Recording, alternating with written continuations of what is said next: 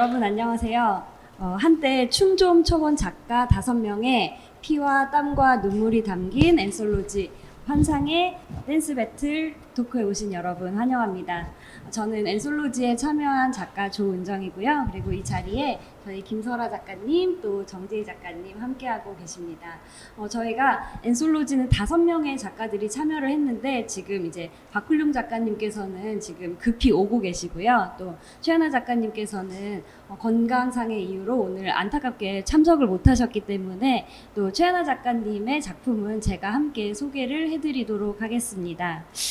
먼저 저희는 모두 이제 한때 좀 춤 좀 췄던 그리고 또 지금도 춤을 사랑하는 작가들인데요. 그래서 저희가 좀 경험했고 저희가 사랑하는 춤의 세계로 여러분들과 함께 오늘 이야기를 나눠보려고 합니다. 먼저 작가님들 한 분씩 자기 소개와 함께 작품 소개를 좀 부탁드릴게요. 김설아 작가님부터. 네, 안녕하세요. 저는 김설아입니다. 그 가나다 순으로 제일 처음으로 작품을 싣게 됐는데요. 예, 제가 쓴 작품은 춤추는 동전이라는 내용이고요. 예, 고1인 행복이라는 소년이 우연한 기회에 춤을 추게 되면서 인생이 바뀌는 얘기입니다. 네, 안녕하세요. 소설 쓰는 정재희입니다. 저는 사실 이 소설이 제가 처음 쓴 소설이에요. 그 사이에 책은 나왔지만, 그래서 개인적으로는 누구나 그럴 것 같은데 글 쓰는 사람들한테 자기 이야기가 빠질 수는 없잖아요. 그래서 제 이야기가 가장 많이 들어간 소설이고, 쓸 때 너무나 행복했고, 그래서 앞으로도 오랫동안 잊지 못할 그런 춤추는 소설입니다. 네. 네, 이어서 제가 최하나 작가님 소개를 좀 대신 드리자면 최하나 작가님은 올해만 청소년 관련 엔솔로지를 3권이나 내실 정도로 상당히 활발하게 활동을 하고 계신 작가님이고요. 그 다음에 최하나 작가님께서 쓴 작품은 걸파이터라는 작품인데 이 작품은 평범한 게 컴플렉스인 소녀 민서가 주인공인 이야기입니다. 그래서 이 민서가 춤을 통해서 자신의 특별함을 찾아가는 이야기를 담고 있습니다. 마지막으로 제 소개를 드리자면 저는 항상 사람들한테 지속 가능한 방랑을 꿈꾸는 글쟁이라고 저를 소개하는데요. 여행 에세이도 낸 적이 있고 그 다음에 영상 쪽 글쓰기도 같이 하고 있는 사람입니다. 그리고 저는 취미로 발레를 하고 있기 때문에 저의 작품 비플러스는 이제 발레 전공생 소녀가 이제 성장해가는 이야기를 담고 있습니다. 네, 그래서 제 이야기는 여기까지 하고 이제 저도 사실은 저희가 함께 작업을 했지만 각자의 작품에 대해서 이렇게 심도 있게 이야기를 들어보는 시간을 가지지는 못했거든요. 그래서 작가님들별로 이 작품을 어떻게 구상하시게 되셨는지가 궁금합니다. 네, 저는 저 코로나 기간 때 이 작품을 썼었거든요. 근데 코로나 기간 때 이제 밖에 잘 못 나가니까 이렇게 다들 유튜브 많이 보시겠지만 저도 유튜브를 많이 봤어요. 근데 저는 춤이나 안무 영상을 많이 보거든요. 거기 이제 1밀리언 댄스 스튜디오란 데가 있는데요. 왜 웃으세요? 네네, 그렇죠. 네, 거기 그 수장이 뭐 리아킴 분이신데 그분이 쓰신 책이 있어요, 자서전이. 근데 거기서 한 줄 딱 봤는데 어떤 거냐면은 노래방처럼 춤도 정말 이렇게 노래방 이렇게 동전 하나 넣고 춤을 추고 나올 수 있는 그런 데가 있으면 좋겠다. 그런 한 줄 쓰셔가지고 제가 정말 이런 게 있으면 좋겠다. 이러고 저희 이제 환상에 또 댄스 배틀이니까 환상이 들어가면 좋을 것 같아가지고 그런 나혼춘이라는 무인 댄스방을 소재로 했어요. 그리고 그 1밀리언 댄스 스튜디오에 되게 유명한 안무가가 있는데 유메키라고 있는데 제가 그 사람 정말 좋아했었거든요. 저보다 나이는 훨씬 어리지만 애가 진짜 연체동물처럼 너무 춤을 잘 추고 뭐 스맨파에도 나왔었는데요. 예. 그분을 좋아해가지고 제가 라방이나 이런 것도 다 챙겨봤는데 원래 피아노를 전공하셨다고 하더라고요. 근데 이제 뭐 하여튼 외국에 유학 가가지고 미국에서 댄스 스튜디오에서 춤도 많이 추고 뭐 그렇게 살았다고 해가지고 이분을 주인공으로 캐스팅해야겠다. 그래가지고 제가 유메키 선생님에 대해서는 잘 모르지만 네, 한국 버전으로 한 게 행복이가 돼가지고요. 예, 그렇게 작품을 쓰게 됐습니다. 네. 다 좋아하는 사람 이야기하실 때 가장 눈이 빛나셨어요. 네, 그렇죠. 예, 근데 너무 어려가지고, 제가 이성적으로 좋아한다기보다 내가 저 몸으로 당연하죠. 춤을 출 수 있다면 내가 제일 하면 얼마나 좋을까, 뭐 그런 식으로 좋아했었습니다. 예, 예. 네, 그러면 정재희 작가님도. 사실 저는 이제 작가 소개에도 나와 있는데 그 시절에 없었던 단어로 여기 소개는 됐지만 지금으로 치면 아이돌 연습생 생활을 해봤어요. 근데 그때는 아이돌 연습생이라는 단어가 없었습니다. 대신에 그때는 이제 1세대 뭐야, 쟤네 왜 노래도 안 하면서 쟤네가 무슨 가수야 라고 이제 어르신들이 말씀하시는 이제 그런 시절이었기 때문에 여러분들이 지금 딱 떠올릴 수 있는 그룹들이 몇 개 있죠. 자자라든가 뭐 룰라라든가 기분 나빴어요. 왜 웃으셨어요? 그렇죠. 네. 나무위키만 보셨다고 지금 되게 젊은 지금 작가님이 오늘 와주셨는데 제가 그런 시절을 겪으면서 지금 이 소설을 쓰면서 다시 이번에 우리 영상 때문에 춤을 춰보니까 나는 춤을 췄다기보다는 동작을 흉내냈구나라는 깨달음이 오기는 했어요. 물론 제 마음속엔 수우파가 살고 있지만 제가 아마겟돈을 연습을 했잖아요. 근데 참 열심히 몸짓을 했습니다. 네, 그래서 이 소설은 그랬던 제 시절이라든가 그런 제 마음, 아쉬움, 그리고 무엇보다도 춤으로 상처를 극복할 수 있고 내가 좋아하는 걸로 무언가를 이겨낼 수 있다라는 사실을 전달을 하고 싶었어요. 네. 네, 감사합니다. 그리고 저희 지금 급히 박홀룡 작가님께서 도착을 하셔서요. 저희 오신 김에 자기소개와 함께 작품 소개를 좀 부탁드릴게요. 네. 네, 안녕하세요. 저 박홀룡이라고 하고요. 저는 그 마포구 저쪽 이 상암 쪽 말고 저 공덕 쪽에서 약국이랑 책방을 같이 하고 있는 그 책방 운영도 하고 책도 읽고 글도 가끔 쓰고 있습니다. 제가 쓴 이제 소설은 꿈을 꾸며라는 제목의 소설인데 쌍둥이 형제가 이제 똑같이 춤을 좋아하면서 커오다가 어떤 외부적인 압력, 부모님의 뭐 이런 공부를 해야 하지 않겠냐, 뭐 외부 너가 커서 뭘 할 거냐 이런 압박 때문에 쌍둥이 중에 한 명은 공부를 하게 되고 춤을 포기하고 한 명은 계속 반항하면서 춤을 추게 되는데 이제 그때 갈림길에 선 그 쌍둥이 형제 중에서 공부를 선택해야 했던 그 쌍둥이 형의 이제 입장을 약간 대변하면서 글을 써봤고요. 그래서 제목이 꿈을 꾸며인데 이 제목이 또 의미하는 바가 맨 마지막에 보시면 조금 나오기도 하거든요. 그래서 어찌 보면 저희는 다 희망 섞인 꿈을 꾸며 살고 있지만 어찌 보면 그 꿈을 꿈으로써 현실을 또 자각하게 되는, 그리고 제가 청소년 여러분들이 좀 더 많은 꿈을 꿨으면 하는 바람에서 그렇게 좀 제목도 짓고 한번 스토리를 짜봤습니다. 네, 감사합니다. 그럼 이제 제 얘기를 해보자면, 저는 2016년부터 취미로 발레를 시작을 했는데요.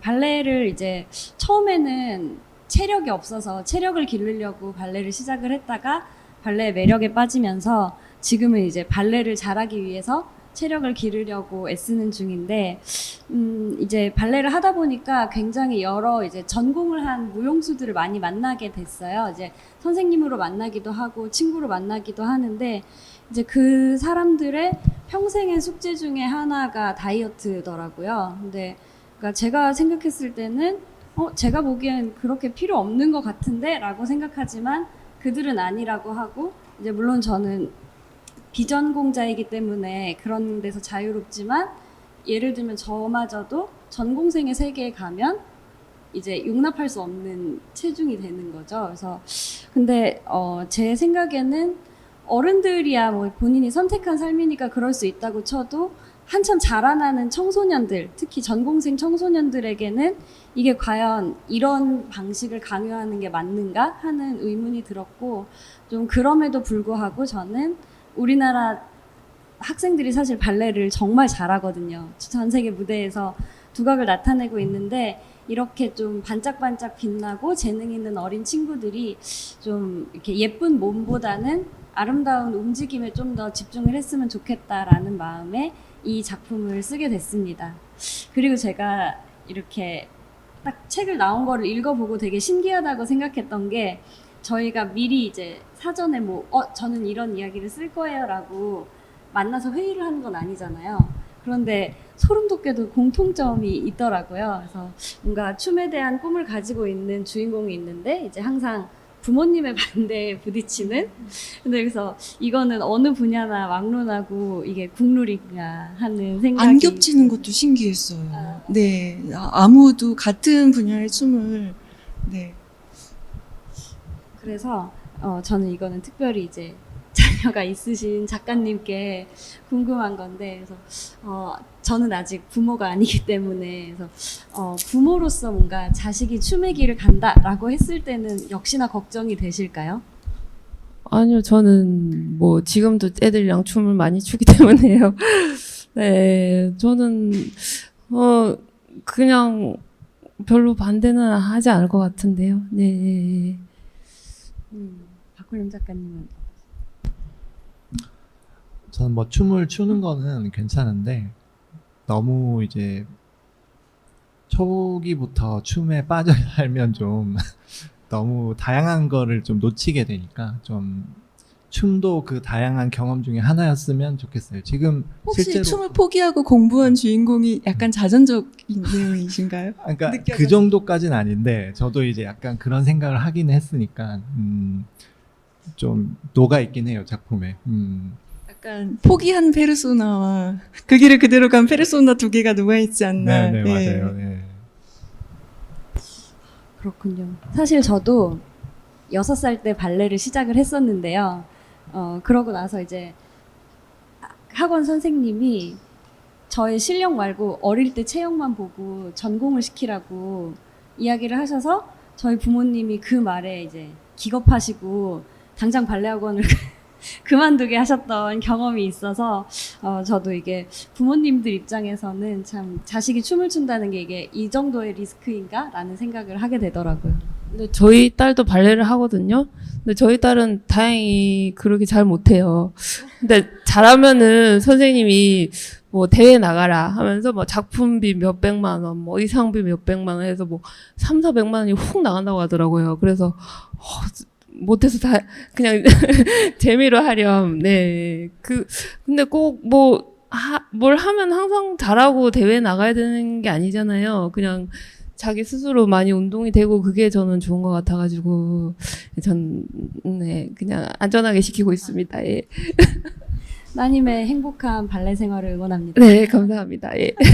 네, 그러면 제가 이제부터는 작가님들한테 좀 자랑을 부탁드릴 텐데요. 아까 정재희 작가님이 말씀하셨듯이 저희가 5작품 다 이제 춤의 장르가 다르기 때문에 본인 작품에 등장하는 그 춤의 장르에 대해서 좀 소개를 해주시거나 아니면 이제 뭐 좀 자랑을 좀 해주시면 감사하겠습니다. 이번에는 박훈림 작가님.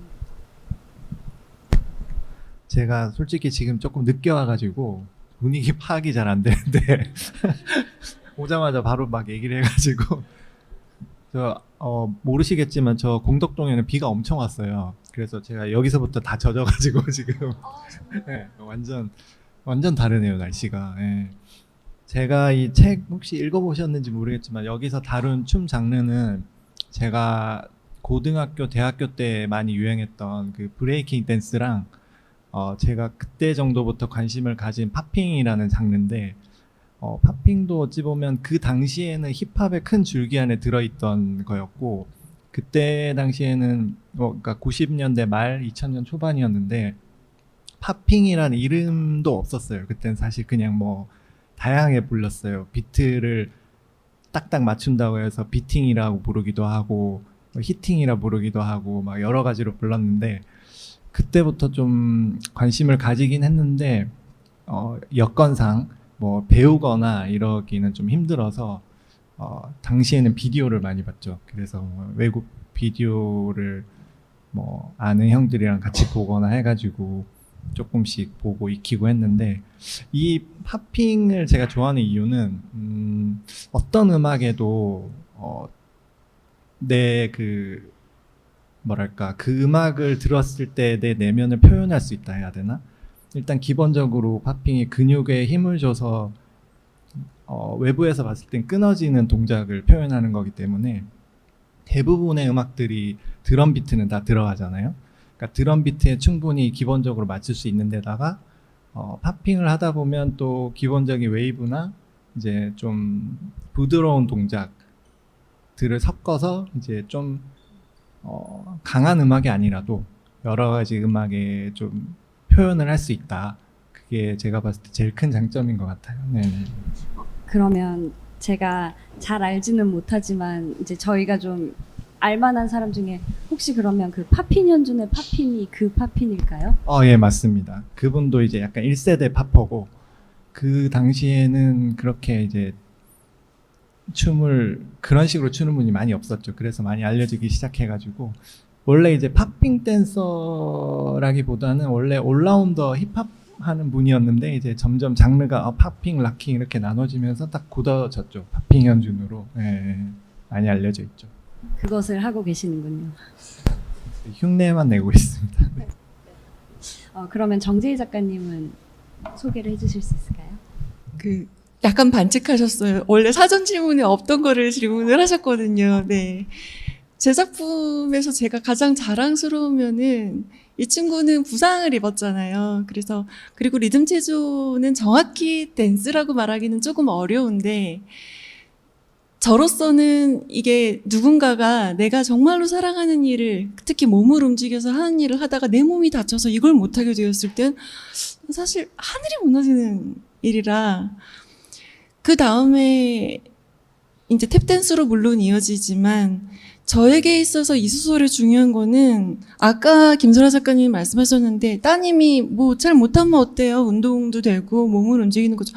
저도 이제 그 얘기를 하고 싶었어요. 그냥 계속해서 내가 뭔가 소중한 게 있고 꿈을 꿀 수 있고 그 안에서 어떤 상처나 위기가 발생을 해도 그 다음에 이 친구가 이제 몰두하게 된 건 엄마 아빠의 취미였던 탭댄스잖아요. 그게 무엇이건 내가 다음 거에 몰두하고 있다면 저는 인생 모토가 재미있게 살자라 뭔가 계속 내가 재미를 느끼는 삶이면 좋겠다. 그래서 제 소설의 자랑 포인트는 이 친구는 끝없이 뭔가에 몰두를 해요. 야광 스티커도 신나고 뭔가 이렇게 물병에다가 물병 이렇게 붙이는 그런 거를 하는 친구라 계속 뭔가 몰두하고 있다라는 거. 그런 사람들이 되게 많고 저 자신이 약간 ADHD라 산만한 아이라 그래도 된다.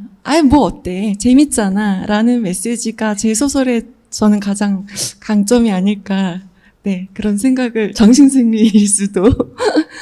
저는 정재희 작가님 작품에서 가장 인상적이고 또 되게 좋다고 느꼈던 부분이 주인공이 모든 것에다가 다 라벨을 붙이잖아요. 네, 그 얘기 많이 하세요. 네, 라벨 근데 얘기. 이게 사실 모든 사물에도 이름이 있듯이 사실은 동작에도 이름이 있는 분야가 리듬 체조이기 때문에 조금 더 그것과 연관이 있을까라는 게 좀 궁금했어요.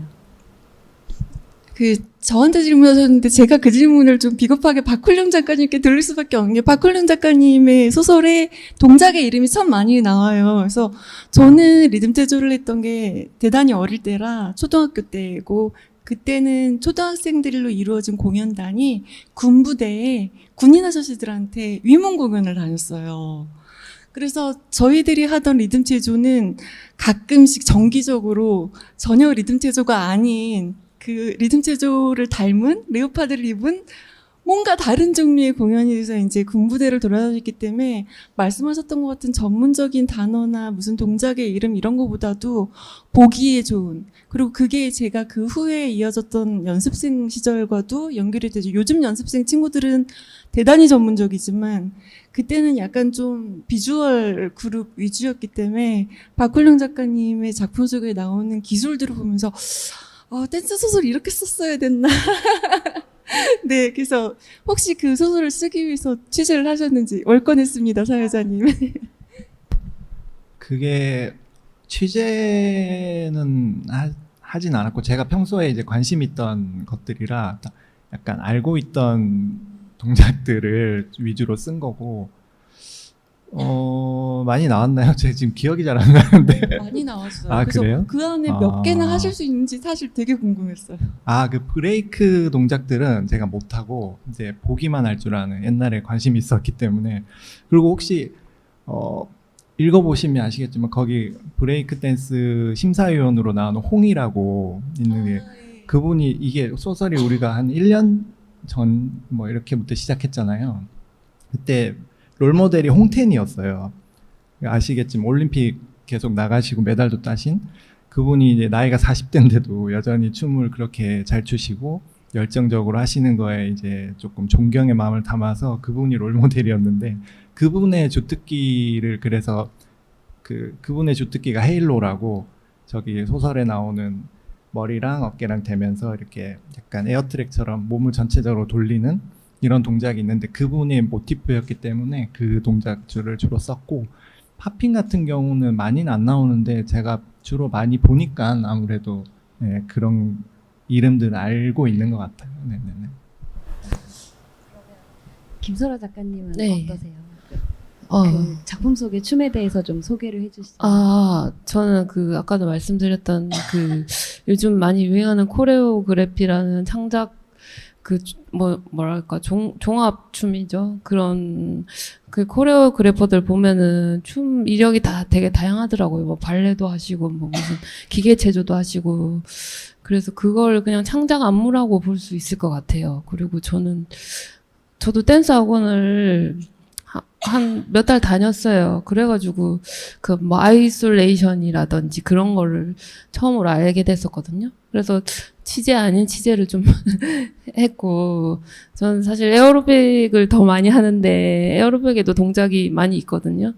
네, 그래서 거기서 뭐 명칭 같은 거 많이 듣고 뭐랄까 좀 에어로빅 하지 동작이 많은데 그래서 스텝 명칭이 좀 그걸 많이 알게 된 것 같아요. 저는 네. 저는 이제 발레를 소재로 이거를 쓰다 보니까 저는 사실 반대로 제 작품에 발레 용어를 최대한 빼려고 굉장히 많은 노력을 기울였어요. 왜냐면 발레는 사실 클래식 무용이기 때문에 굉장히 모든 것에 다 이름이 있고 모든 법칙이 다 정해져 있어요. 그래서 이제 예를 들면 제 작품인 비플러스도 포즈의 이름이고 그래서 전 세계 어디를 가서든 저는 발레 수업을 들을 수 있어요. 언어를 몰라도. 전 세계 공통이거든요. 불어고. 근데 그리고 마스터 선생님들은 절대 동작을 보여주지 않으세요. 그러니까 예를 들면 이런 식으로 그냥 뭐 시송 글리사드 아sam블레 돌아서 다시 한번 이렇게 하면 발레를 하는 사람들은 모두가 다 똑같은 동작을 할 수가 있는 분야가 발레거든요. 그래서 근데 이게 저는 고민이었던 게 이것을 발레를 전공하지 않는 청소년들도 읽고 뭔가를 느꼈으면 좋겠다고 생각을 해서 최대한 그런 거를 배제하려고 많은 노력을 기울였던 그런 생각이 있습니다. 그러면 다시 한번 이제 춤에 대한 이야기를 저희가 하고 있으니까 이제 아무래도 박훈령 작가님 같은 경우에는 이제 여러 춤의 장르 중에서도 좀 팝핀에 유독 꽂히셨던 이유가 있을까요?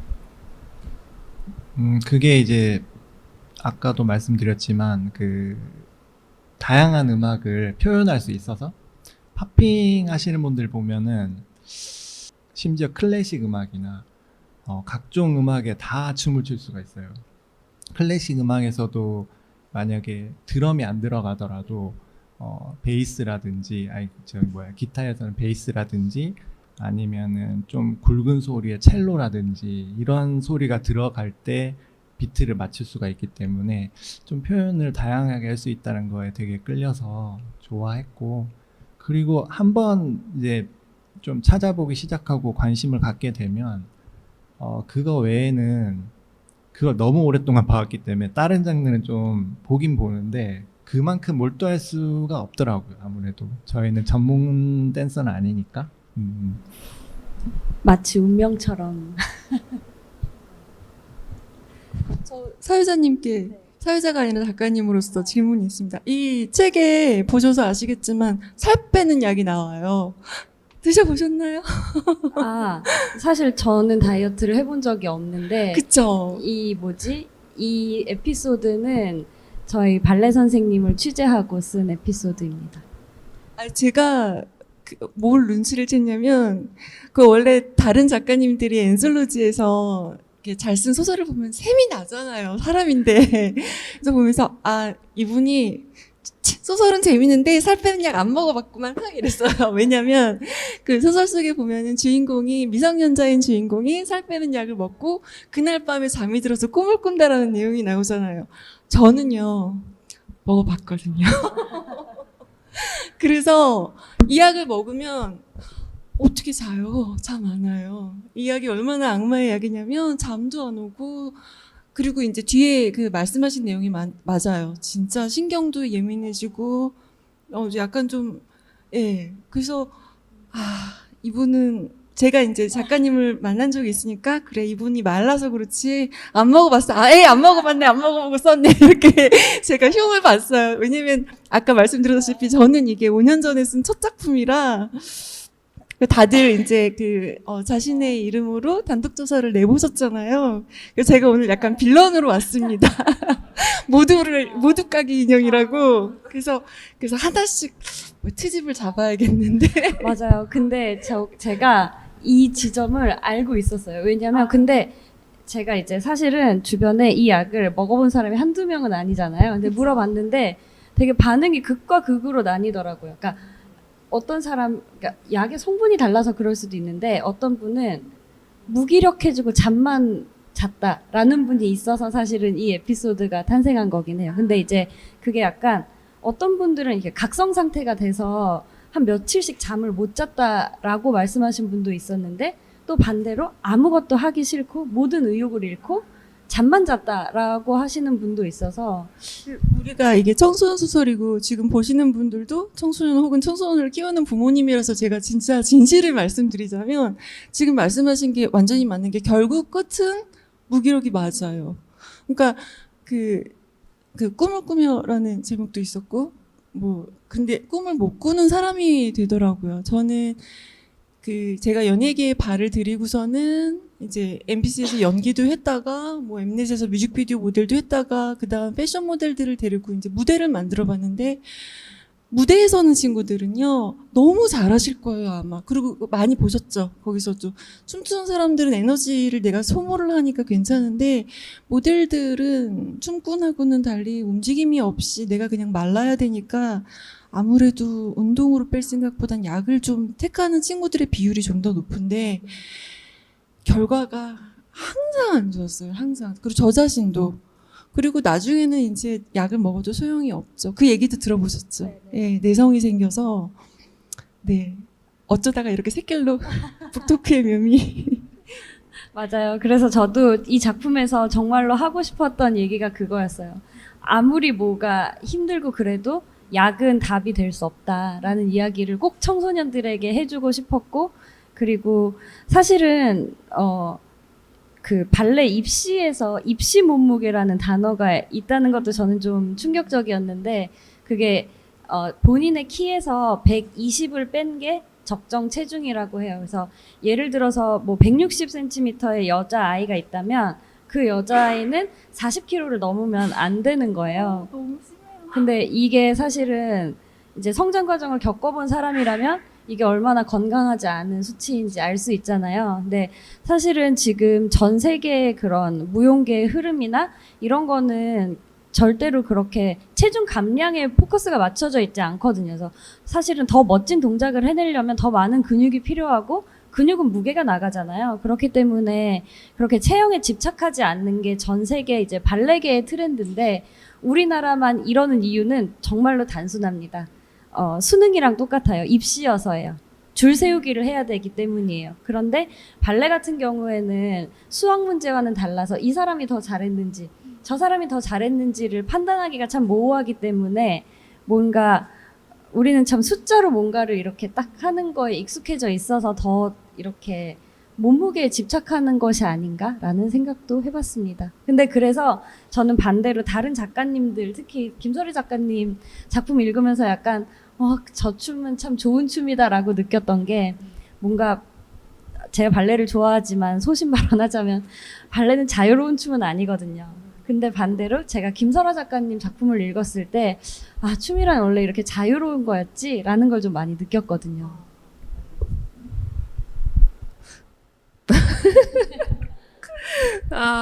저는 이제 저도 정식으로 배운 게 한 2년 정도밖에 안 됐었거든요.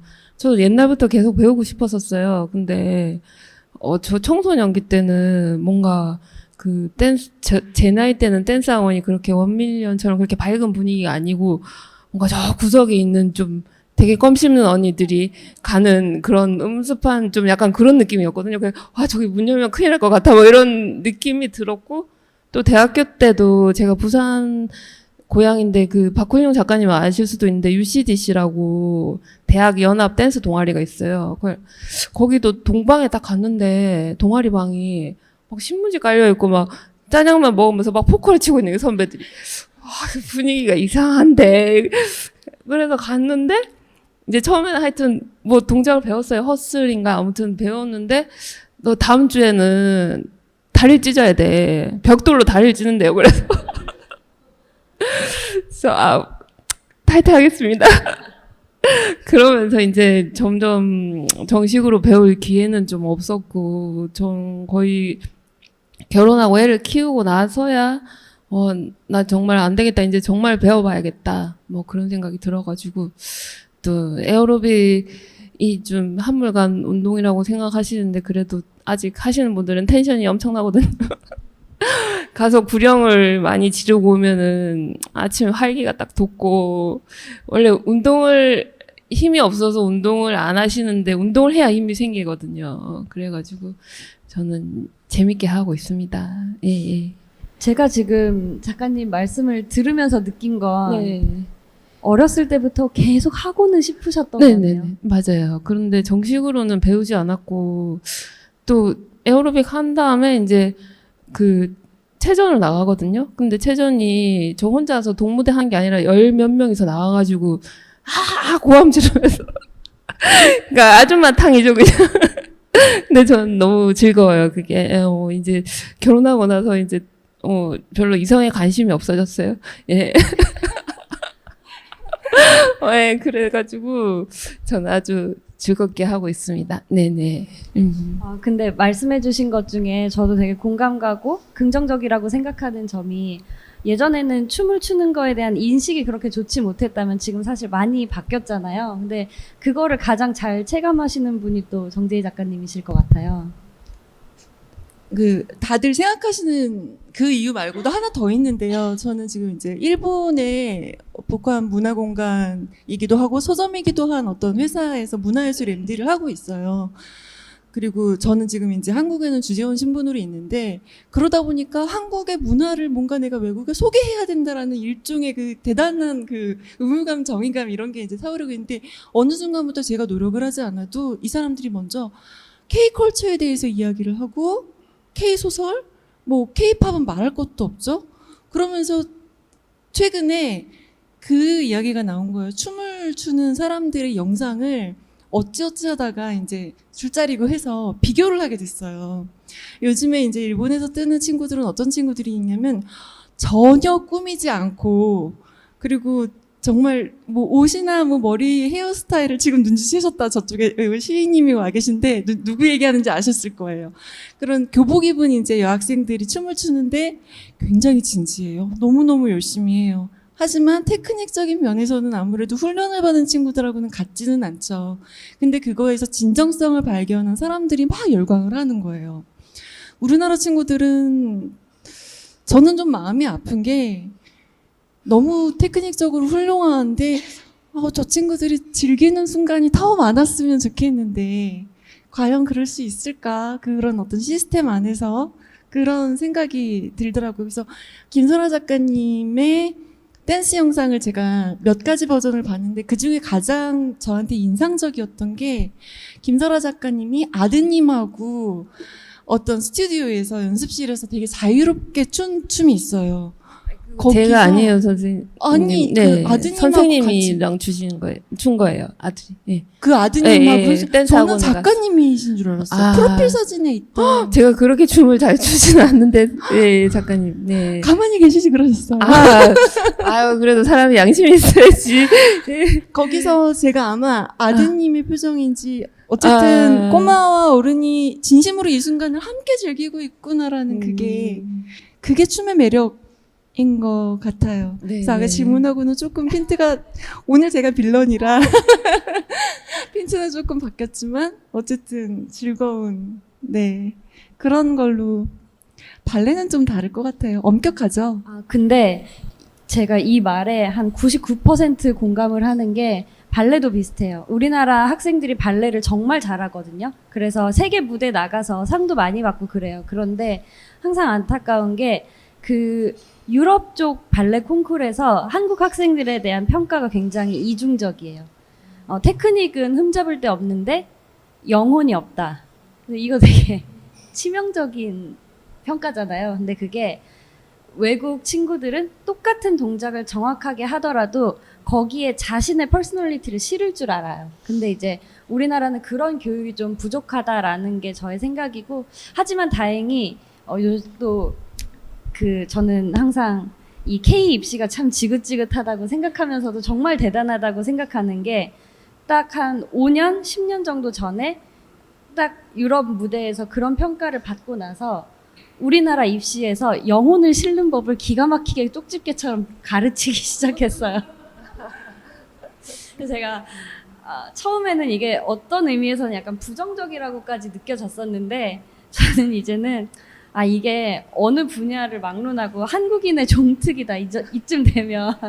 근데 제가 뭐든지 진심인 나라. 근데 그런 제가 게 있죠. 이거를 비단 발레뿐만 아니라 사실 팝핀도 비슷하잖아요. 항상 국제 무대에서 왜 우리나라 댄서들은 정말 잘한다라는 평가를 받는 게, 그래서 어떻게 보면 그거를 부정할 게 아니라 그거를 우리에게 그런 지독함이 있음을 좀 받아들이고 그거를 발전하는 것도 하나의 방법이겠다라는 생각도 했습니다. 네, 그래서 이제 저희 그럼 다음 이야기를 좀 이어가 보자면, 저희 이제 작가님들한테 제가 사전 질문 드렸던 점, 그래서 아직 이 작품을 접해보지 못한 이제 독자분들이 계시다면 내 작품은 좀 이런 점을 포인트를 봐가면서 봐줬으면 좋겠다라는 점이 있을까요? 김설아 작가님. 네, 저는 이게 춤 얘기이기도 하지만은 또 그 청소년들이 되게 중요하게 여기는 게 교우 관계잖아요. 근데 친구들끼리 서로 모두와 잘 지낼 수는 없지만 뭔가 공동체 안에서 이렇게 서로 어울리는 법을 좀 그걸 춤으로 좀 풀어보면 어떨까 싶어가지고, 여기 소설 안에서도 행복이를 좀 괴롭히는 친구가 나와요. 근데 이유가 따로 있는데, 아무튼 그 친구한테 그 친구가 폭력으로 한다고 해서 얘도 폭력으로 그걸 대항하는 게 아니라, 야, 죽을래? 하면서 막 주먹을 날리는데, 아니, 나 살 거야? 하면서 춤을 추거든요. 그래서 그 부분이 제가 나름대로 되게 신경을 썼던 부분이라고, 그 부분을 잘 봐주시면 좋을 것 같습니다. 네, 그럼 정재희 작가님도 말씀해 주세요. 말씀드렸다시피 오늘 빌런이라서 제 소설에서는 춤보다는 이런 면 같아요. 한부모 가정의 아이로 제가 사실은 이 소설에서 아버지께 바치는 소설인 동시에 복수를 한 소설입니다. 스포일러가 될까봐 말씀드리기가 뭐하지만 해야지. 네, 여기서 이제 소설 속에서 이제 아버지가 돌아가시는 걸로 시작을 하니까 스포는 아니고. 저는 지금 당연히 아버지하고 사이가 대단히 좋은데, 이 소설 속의 아이가 아버지가 돌아가셨다라고 이야기를 하는 걸로 아버지에게 복수하고 싶었던 아이 정재희가 제 안에 살고 있어요. 그래서 이 소설을 읽는 독자님들 중에도 충분히 부모님 중에 한 분이 떠나셨거나 여러 가지 이유로 뭐 부모님과 살지 못하거나 하는 친구들이 있을 거라고 생각을 해요. 앞으로도 계속 뭐 늘어날 테고. 그런데 그게 저는 제 탓이라고 생각을 했어요. 그래서 저를 되게 미워했어요, 수십 년 동안. 그런데 제가 이 소설을 쓰면서 깨달은 게 뭐냐면, 저라는 사람을 이루고 있는 구성이 제 책 속에 나오는 다락방에 되게 많은 물건들이 있고, 이 친구가 여기저기 이름표를 붙이는 아이고, 이런 것들이 결국은 내가 지금 서운함을 가지고 있거나 내가 죄책감을 가지고 있는 부모님이 나에게 굉장히 큰 문화적인 유산도 많이 줬고, 그리고 나에게 아이덴티티를 줬고, 나의 자아를 줬고, 그래서 어른들의 사정에 의해서 혹은 제 소설처럼 편찮으셔서 돌아가셨다고 하더라도 내가 행복을 이뤄나가는 데 있어서 그 위기에 나를 너무 매몰하면 안 된다. 그러니까 내가 너무 그 속에 푹 빠져버리면 안 된다. 그래서 그거를 내가 적극적으로 정말 이겨내기 위해서 그게 춤이 됐든 노래가 됐든 뭐 소설책이 됐든 영화가 됐든 뭔가에 내가 매니아가 되는 건 참 중요하다. 쓸데없이 스스로를 미워하지 말자. 그리고 결국은 내가 부모님이 된다. 부모님에겐 어느 순간 내가 부모님이 부모님 관계이기도 하지만 부부 관계이기도 하다라는 거를, 예, 그거를 저는 이제 소설을 읽으면서 저 스스로가 힐링을 많이 한 것 같아요. 그게 전해졌으면 좋겠습니다. 네. 저는 이거 쓸 때 딱 한 가지 약간 주안점을 뒀는데, 대부분 이제 여기 이제 소설 속에서는 춤을 추는 친구들이지만 우리가 살면서 어떤 선택을 해야 되는 상황이 항상 오잖아요. 그럴 때 우리가 이걸 선택하든지 안 하든지, 그러니까 이걸 갖고 가든지 안 가지고 가든지 두 개 중에 하나를 고르는데 꼭 그럴 필요는 없다라는 얘기를 해주고 싶었어요. 그러니까 이걸 내가 가져야만, 꿈을 내가 이뤄야만, 이 꿈을 계속 유지를 해야만 이 꿈이, 이 취미가 내가 좋아하는 게 나와 같이 가는 게 아니라, 꿈을 꼭 선택하지 않아도 내가 충분히 그 선택하기 전까지의 했던 고민들과 경험들이 나를 좀 더 잘 살 수 있게 도와줄 거고, 그렇게 꿈을 옆에 지니고 있는 것만으로도 이루지 않더라도 충분히 대단하다, 이런 메시지를 좀 담고 싶었습니다. 저 같은 경우는 왜 이야기를, 여기 작가님들이 너무 많이 계셔서 제가 이런 얘기하기가 민망한데, 왜 이야기를 시작할 때 그 출발점이 있잖아요. 근데 이번 경우 같은 경우는 저는 제목에서 출발을 했어요. 그래서 제 제목이 이제 B+인데 여기에 두 가지 의미를 담고 싶었어요. 그래서 아마 발레를 안 하는 사람들이면 B+라고 하면 여러분 가장 먼저 성적을 떠올리실 거잖아요. 그래서 사실은 그 성적인 B+와 발레 포즈인 B+ 사이에 어떤 연관성을 가지고 이 이야기를 시작을 했거든요. 그래서 저한테는 대학생 때 이제 학점을 받으면 사실 제일 찜찜한 게 B+라고 생각을 했어요. 이게 A도 아니고, 그렇다고 이거 뭐 완전히 망해서 이거 재수강을 할 수 있는 것도 아니에요. 하지만 이 B+는 상당히 애매한 점수란 말이죠. 근데 저는 대한민국에 정말 많은 청소년들이 노력을 열심히 하는 사람들도 스스로를 B+ 정도라고 평가할 거라고 생각을 했어요. 왜냐하면 더 잘하고 싶으니까. 그런데 사실은 그 학생들은 그 자체만으로도 충분히 가치가 있고 훌륭한 사람이라는 이야기를 하고 싶었고, 또 B+라는 그 발레 자세는 준비 자세예요. 그래서 B+를 왜 B+로 준비를 해야 되냐라고 하면, B+는 어느 동작으로든 도약할 수 있게 내 몸을 준비시키는 동작이거든요. 그렇기 때문에 청소년기 자체가 이제 이 B+처럼 이제 막 사회라는 무대로 도약하기 직전에 준비를 해나가는 시기라고 생각을 했기 때문에 이런 저의 메시지를 좀 제목에 담고 싶었습니다. 네. 그래서 이제 저희 좀 이야기를 많이 했으니까 이제 조금 긴장이 풀리셨으리라고 믿고 여러분들이 굉장히 흥미로워 하실 만한 이제 코너를 준비를 했는데요. 이제 저희가 한 명씩 이제 작가님들의 작품에 등장하는 춤 혹은 자신이 가장 좋아하는 춤 중에 하나를 네. 아주 살짝 보여주시면 감사하겠습니다. 네, 아주 짧게라도 좋고 그리고 사실은 춤을 추지 않아도 그냥 몸으로 이렇게 설명을 해주셔도 되고 좀 편하게 해주셨으면 좋겠습니다. 김설아 작가님. 저희가 가장 기대하고 있는 오늘의 댄서.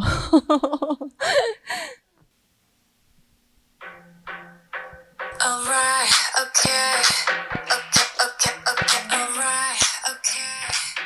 Baby, monster. I got no worries on my mind. 난 멈추지 않아, so you can say goodbye. Performance fantasy, and you can watch and see. 벌써 나 쳐봤지. Good shot. They say she looking flawless. I know. She's so like don't like anybody. 여기저기 장난이 난 이거나 따라만 봐 사가지. Gotta go so say it loud. I'm dancing in the moonlight. 'Cause I was feeling tonight. What you waiting for? Baby, it was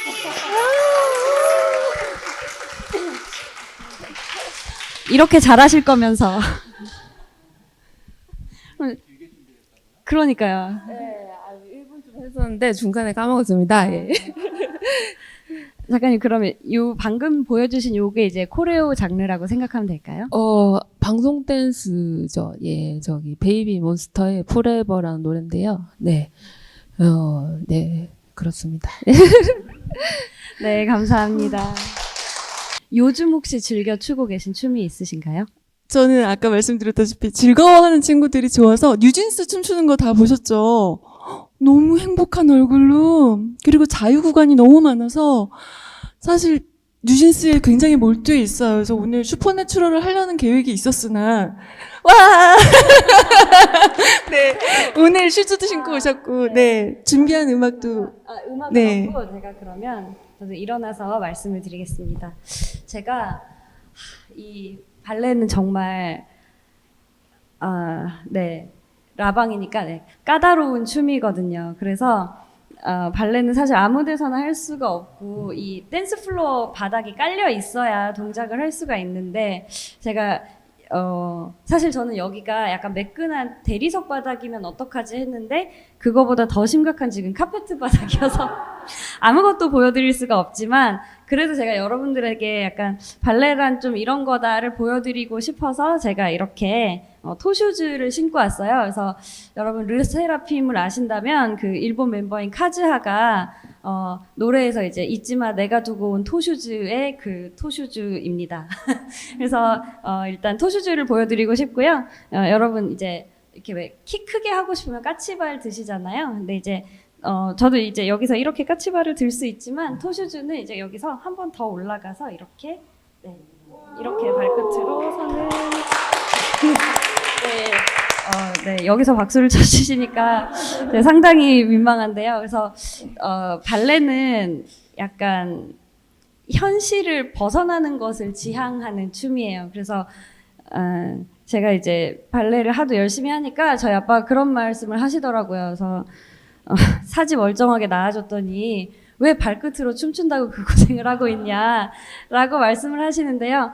발레는요 환상을 실체화하는 게 발레의 궁극적인 목표입니다. 그렇기 때문에 중력을 거스르는 움직임, 그래서 제가 정말 힘든 동작을 하고 있으면서도 하나도 힘들어 보이지 않는 그 경지가 이제 발레가 추구하는 경지이고요. 그래서 그리고 아무래도 제가 이제 그 작품 제목이 B+이니까 B+가 어떤 포즈인지를 한번 보여드릴게요. 그래서 이렇게 이쪽이 무대라고 생각했을 때요, 몸은 이렇게 사선 방향으로 서고요, 이렇게 발은 턴아웃을 하고 뒷발은 보통 이렇게 붙입니다.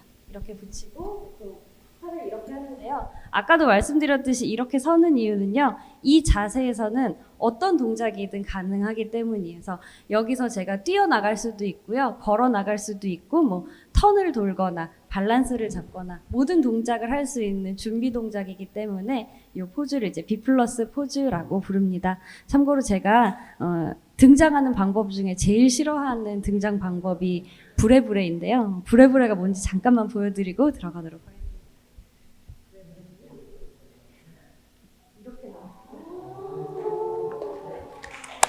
이 동작은 발이 많이 아픕니다.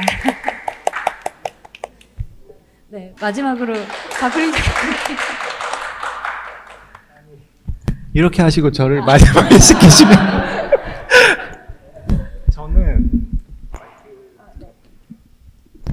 저는 뭐 춤을 출 순 없고 저도 팝핑 댄스의 기초적인 이제 팝을 어떻게 주는지를 잠깐 설명을 해드리면 이게 저희가 팝핑 댄스는 저희 근육을 다 쓰는 동작이라서 몸에서 보통 춤을 추면 제일 많이 보이는 게 상체잖아요. 그래서 상체를 주로 많이 이용하고 다리도 이용하는데 1번 너무 이렇게 반짝반짝 쳐다보시는데 일단 팔을 제일 많이 쓰거든요. 팔을 이제 보통 우리가 삼두라고 하는데 이쪽 뒤쪽 근육 있죠. 여자분들 이쪽 살 때문에 고민이 많으신데 이 동작을 하면 살이 많이 빠질 수도 있습니다. 보통 이렇게 우리가 힘을 꽉 줬다가 뺐다고 줬다가 뺐다 줬다 뺐다 하잖아요. 그걸 순간적으로 하는 거예요. 그래서 여기 삼두가 이렇게 순간적으로 딱 이렇게 잡히는, 탁 이렇게 튕겨지는. 그래서 이걸 삼두를 많이 하고 그 다음에 전완근을 이 동작을 많이 해서 이걸 합치는 거예요. 근데 이제 항상 합치는 건 아니고 비트가 강할 때는 내가 같이 표현하고 싶다 할 때는 이렇게 두 개를 동시에 딱 잡을 수도 있고 살살 할 때는 이제 살살 튀길 수도 있는 거고 이제 이거를 또 다리랑 같이 했을 때는 허벅지에 힘을 주는 거예요. 허벅지도 똑같이 삼두처럼 이제 힘을 앞으로 굽히면서 줄 수도 있고 뒤로 줄 수도 있는데 뒤로 줄 때는 이제 아무래도 뒤꿈치로 찍으면서 줘야겠죠. 이런 식으로 주는 거고 앞으로 할 때는 앞으로 이렇게 멈추는 거예요. 자, 그럼 말씀하신 걸 이어서 이제 여기서부터 여기까지 이동하시면 될 것 같아요. 와!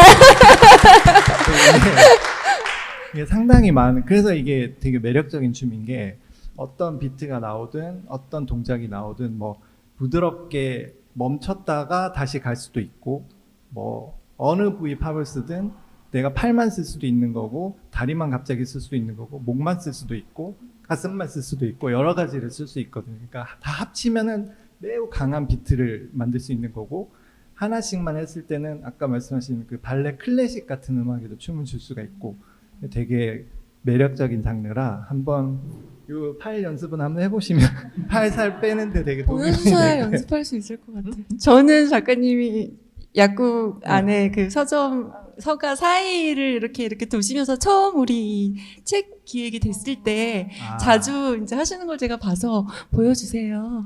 아니 와, 조금만. 이게 음악이 그냥 여러 가지를 합쳐서 하시면 돼요. 이렇게 해볼까요? 와, 3, 4.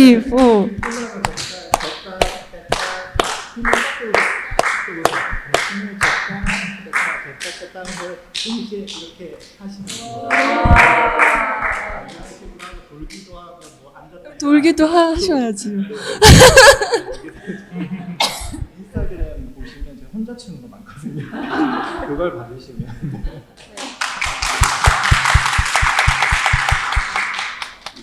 저희의 이런 열심히 하는 몸부림을 봐주셔서 감사하고요. 이제 저희 온라인에서도 물론 계시지만 오프라인에 계신 분들이랑 조금 얘기를 나눠보고 싶어요. 저희 모두에게 질문하셔도 되시고 이제 콕 집어서 질문하셔도 되시고 좀 편하게 이야기를 나눠보고 싶습니다. 제가 네.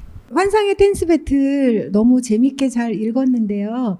여기 보면은 이제 부모님이 반대하는 그 경우 대부분 그렇게 나오잖아요. 근데 저는 이거 읽으면서 되게 반성이 됐어요. 사실 저도 그 반대하는 부모의 한 명이거든요. 저희 큰아이가 초등학교 1학년부터 중3 1학기까지 발레를 했어요. 근데 저는 그렇게 오랫동안 걔가 발레 해도 전공을 생각한다고 생각 못하고 그냥 취미로 운동 삼아 한다고 했는데 얘가 중3 1학기 때 예고를 가겠다 그래가지고 저희가 맹렬히 반대를 해서 예고를 못 가고 일반 고등학교를 가고 발레를 결국 안 하게 됐어요. 그래서 여기도 그런 얘기 나오는데 똑같이 얘기했어요. 그냥 취미로 해라. 그리고 대학 가가지고 그냥 너가 하고 싶은 거 해. 이렇게 얘기했거든요. 그래서 매우 반성이 되기도 하더라고요. 그래서 네. 이렇게 운동이 아니라 춤추는, 네, 춤도 운동이겠지만, 춤추는 아이가 있는 부모님에게 하시고 싶은 말씀 한마디 해주시면 좋겠습니다. 근데 이게 사실 춤을 전공으로 하는 게 발레는 원래부터 그런 춤이었지만 제가 요새 이제 부끄럽지만 저도 계속해서 콩쿠르를 나가고 있기 때문에 콩쿠르장에 가면 유치원생부터 저 같은 사람들까지 다 오거든요. 근데 요즘에 콩쿨 트렌드가 바뀌었어요.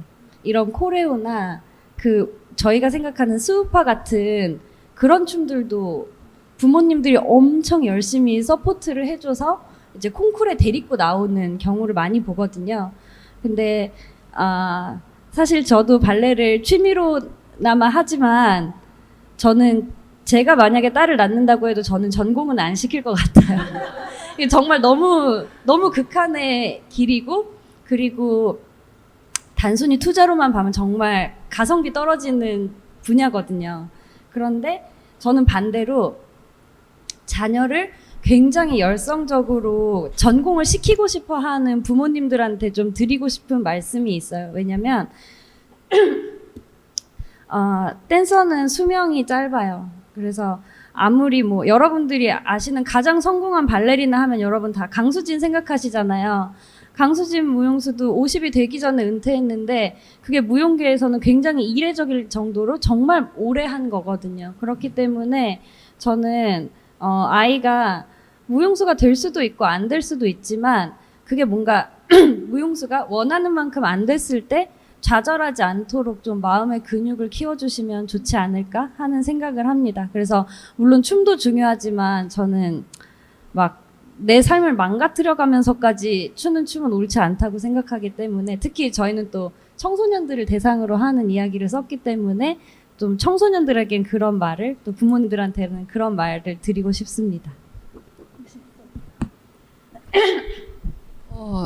저는 반대하는 부모님들이 근데 어떤 이유로 반대하시는지를 일단 모르니까 반대하시는 이유가 있을 텐데 돈이 안 돼서 라든지 너무 돈이 많이 들어서라든지 그런 이유 때문에 반대하시면은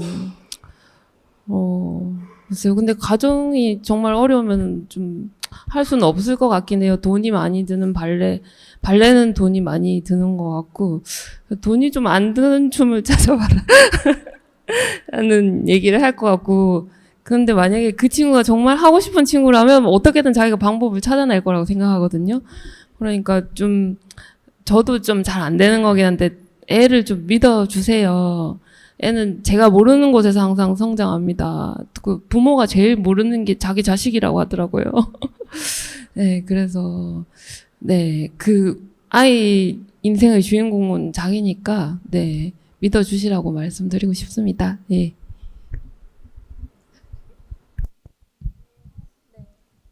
근데 저는 두 분 오늘 빌런 네, 그런 류의 것들은요, 손바닥이 뜨거워지는 열정을 가져야 하는 일은 나이가 아무리 들어도 결국은 미련을 못 갖기 때문에 제가 아주 멋들어진 무대 인사를 한 12가지 알거든요? 왜 그렇게 됐겠어요? 네. 그래서 저는 정말 하고 싶은 한 친구라면 반드시 한 번은 전문학원에 한 달이라도 보내서 경험을 시켜주는 게 그게 오히려 한계도 느낄 수 있고, 내가 시도해봤다는 것도 느낄 수 있고 저처럼 인사만 잘하는 사람이 아닌 저 정말로 인사 이쁘게 잘하거든요. 해주세요, 아, 그럴까요? 작가님. 네네. 네.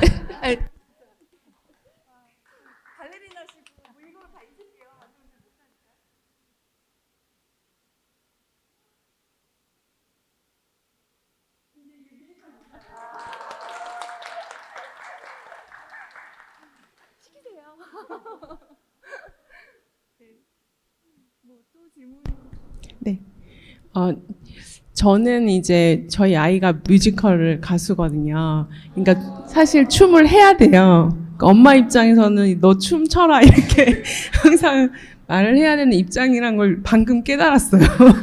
그래서 전문 학원에 등록을 해서 좀 진짜 춤을 좋아하는, 왜냐면 춤을 좋아하기는 해요. 왜냐면 배우니까 이제 자기가 필요할 때는 춤을 춰야 되거든요. 근데 왜 아저씨 춤 같은 춤을 춰요, 아들인데. 그래서 이제 전문학원, 이거 너무 좋은 아이디어 주셔서 감사하고요. 이제 작가님들은, 뭐 예를 들면 이제 아침에 일어나서 춤을 춘다든지, 뭐 저녁에 춤을 춘다든지, 뭐 아니면 어떨 때 춤을 추고 싶다든지, 이런 춤을 추고 싶은 어떤 시간이 있을까요? 나는 이럴 때 춤을 춥니다. 뭐 이런, 그게 좀 궁금합니다. 저는 제 그 인스타그램 보시면 아시겠지만 보통 하루 일과 끝나면 주거든요. 그게 오늘도 이제 무사히 끝났구나 그런 생각이 들 때, 좀 약간 안도감이 들 때, 그때 약간 좀 더 자유로움 느끼고 제 마음대로 그렇게 막 추는 것 같아요. 저는 주로 아침에 추는데, 왜냐면은 에어로빅이 아침 시간에 있기 때문에요. 왜냐면 보면 댄스 학원은 거의 저녁 시간이 많아요. 왜냐면은 저녁에 몸이 다들 좀 유연해지시는 것 같은데, 에어로빅은 아침 시간이 애들 다 보내놓고 오기 때문에 가자마자 이제 무슨 나이트클럽 텐션으로 갑자기 해야 되거든요. 그러니까 그런 연습을 한번 해놓으면 이제 언제든지 버튼 누르면 그냥 할 수 있는 그런 지경이 돼서 이제 설거지 하면서도 하고, 네, 그냥 수시로 하고 싶을 때 합니다. 예. 저는 방금 질문을 듣고 깨달은 건, 발레는 하고 싶은 시간조차 없구나. 발레는 할 때 해야 돼요. 수업이 있을 때 해야 되고, 그리고 저 같은 경우는 지금 또 공연을 준비하고 있기 때문에 이제 군무 같은 경우는 시간을 맞춰서 해야 되거든요. 그리고 아무래도 아드님께서 뮤지컬 이제 배우시라고 했으니까 아마 아드님 같은 케이스는 춤 추고 싶을 때 추는 게 아니라 춤 춰야 될 때 춰야 될 거예요. 그래서 루틴을 만들면 좋을 것 같아요. 혹시 뭐 이게 청소년 소설이잖아요. 그러니까 청소년이랑 춤, 그리고 한국 뭐 이런 케이팝 이런 거랑 관련해서 너무너무 좋은 책이 나온 것 같아요. 혹시 청소년들한테 하고 싶은 말이 있으시면 한번 해주시면 좋을 것 같아요. 저는 무대 감독으로도 지내봤고 굉장히 많은 직업을 가져봐서 마치 누가 보면은 되게 사기 캐릭터인데? 라는 느낌을 가질 수도 있을 만큼 많은 직업군에 있었어요. 그거는 어쩌면 제가 제 꿈을 여기다가 두고 엉뚱한 것에 계속 몰두를 했었기 때문인 것 같아요. 근데 지금 와서 생각해보니 그래도 그것도 나쁜 선택은 아니었던 게, 튼튼한 바닥을 지어놓은 상태에는 그 위에 어떤 텐트를 지어도 이게 어느 정도 다 되더라고요. 그래서 제가 되게 많은 명함을 가질 수 있었던 건 기본들을 튼튼히 할 수 있었기 때문에, 그 위에 했기 때문에 뭐든지 할 수 있었던 게 아닌가. 마치 음악만 전공을 해도 모든 걸 토탈하는 감독이 될 수 있거든요. 무대 감독처럼 모든 섭외 권한을 내가 가지고 내가 일을 따오고 내가 이걸 디자인하고 오늘 축제의 이름을 정하고를 나는 작곡만 전공했는데 할 수 있다라든가, 이런 케이스가 지금 제 옆에 있어요. 그래서 일단은 되게 미안한 말인데, 나를 증명할 수 있는 건 시스템이고 그 시스템에 어느 정도 기본을 내가 해놓자. 그럼 그 다음에 내가 방금처럼 인사만 해도 사람들이 박수 쳐주더라. 그런 얘기를 하고 싶습니다. 기초 튼튼. 네.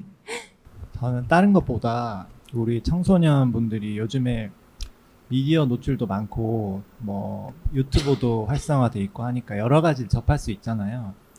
이제 해보고 싶은 마음은 누구나 가질 수 있고 해보는 것도 제일 좋고 한데, 이제 너무 자기를 과대평가하지 말았으면 좋겠고, 일단 부모님과 협상할 때 나 뭐 예를 들면 나 발레리나가 될 거야 라기보다 청소년 여러분들은 엄마 아빠 나 발레 학원에 한 3개월만 다녀보고 경험해보면 안 될까? 이런 식의 대화를 좀 했으면 좋겠어요. 그러니까 무턱대고 싸우자고 나 이거 할래 나 이거 가수 될 거야 이렇게 하면 누가 그걸 시키겠어요. 그러니까 나 되게 관심이 많은데 노래를 한번 배워보고 싶어. 한 3개월 배워보고 내가 어떤지 경험해보고 내 역량이 어떤지 체크해보고 싶어. 이런 식으로 접근을 부모님한테 했으면 좋겠어요. 네, 그렇게 경험을 많이 쌓으시면 좋겠어요. 뭔가 결정하기 전에. 네, 그래서 참 저희 작품 얘기랑 춤 얘기는 참 밤을 새워도 모자랄 것 같은데 또 시간 관계상 오늘은 이쯤에서 마무리하도록 하겠습니다. 정말 오늘 덥고 날씨도 이상한데 여기까지 찾아와 주신 여러분 또 온라인으로 봐주신 여러분들 정말 감사합니다. 감사합니다.